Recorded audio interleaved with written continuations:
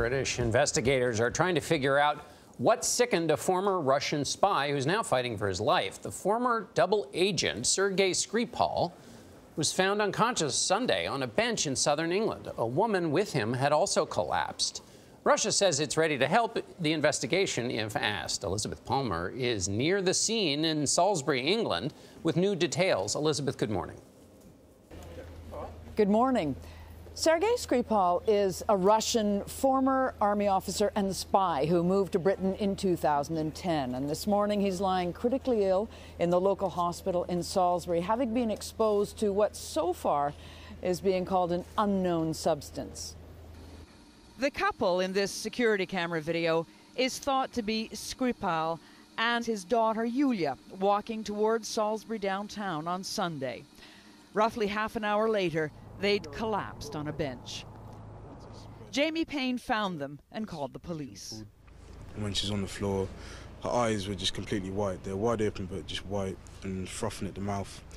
And then the man went stiff, his arms stopped moving, but he's still looking dead straight.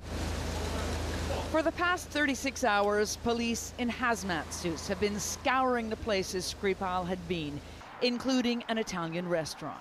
What they find will decide what happens next. The critical thing is to get to the bottom of what's caused these illnesses as quickly as possible. As you'd expect, the specialist resources that sit within the counter-terrorism network that I coordinate across the country and other partners are working with Wiltshire Police.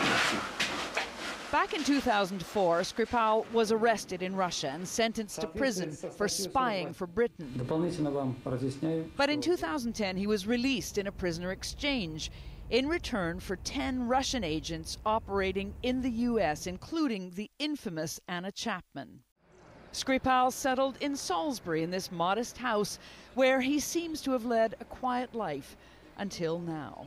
This incident inevitably brings to mind the 2006 murder of another Russian intelligence officer, Alexander Litvinenko. He was poisoned in London by radioactive polonium in what British intelligence believes was a Russian state-ordered execution.